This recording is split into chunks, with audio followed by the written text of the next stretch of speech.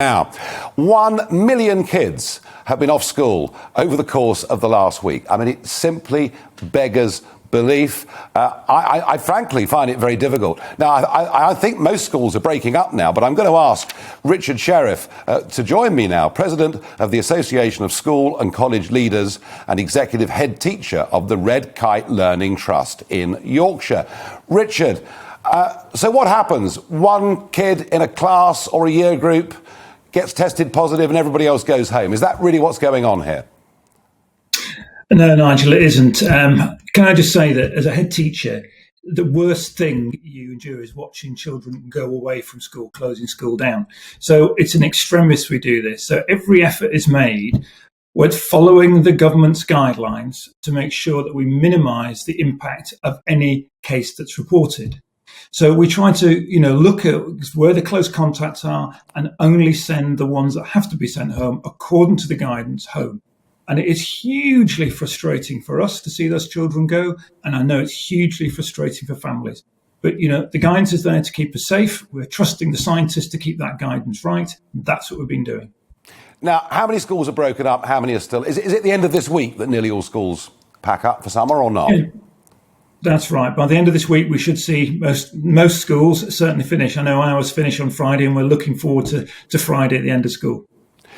And, I mean, this must be for parents. I mean, just awful. I mean, I had an example of someone I know, and she received a phone call to say, you've got to come and collect your child from school. But she was a long way away working and had to find someone to substitute. I mean, it does seem this must be putting enormous pressure on working parents. Yeah, it is. I mean, it's putting enormous pressure on all of us, on schools and on parents, and it is not ideal. The problem are we're in the middle of a pandemic. Still we're going through this. We've seen cases rising phenomenally over the last few weeks. So when it almost disappeared and we were like really enjoying being back to normal and children being in school, and then this kicked off again. So now we're seeing this impact again like it was before, and we hate it. School leaders, teachers, families, we don't enjoy it. We're looking forward to getting out of this as soon as possible. And one of the big debates that's going on here is, should we be vaccinating children against COVID? How do you feel as a head teacher about that? Well, I think the announcement just the other day saying that we're going to vaccinate those students who are vulnerable in the kind of 16 to 18 year group, brilliant, fantastic. So hopefully we can get more children back securely and reassure parents and those children.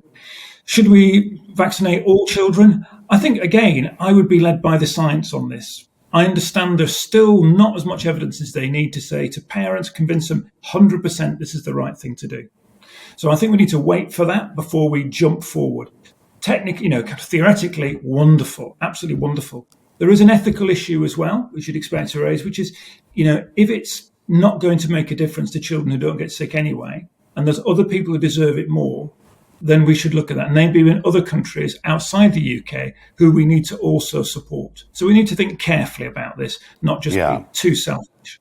Yeah, I mean, really, it's the job of adults to look after children. And we're kind of talking about vaccinating children as a means of looking after adults. And that's what concerns me. Do you think if this does happen, there could be considerable parental pushback?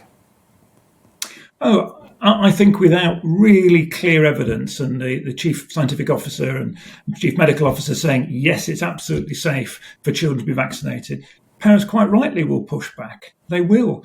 They need to be reassured. But always with these things, it's not going to be black and white. It's a balance of risks. And I think that's where we've become, it's really challenging for all of us, isn't it? When you've got shades of grey and actually the balance of getting sick from COVID and the balance of taking the risks of not having a vaccination, you have to balance those. After a very, very difficult academic year, are you looking forward to breaking up and having a couple of weeks off? Certainly am. And just going to say on behalf of all school leaders across the country, they all are. And it's a short break because actually we're back with results and then we've got appeals and then we've got summer schools and then we've got rapid testing back to organise the beginning of school. So this is a summer like no other. Welcome to the GB News YouTube channel. You can watch us live 24 hours a day, catch up on your favourite shows and join in the conversation in the comments below. Don't forget to subscribe and you'll never miss any of our exclusive content.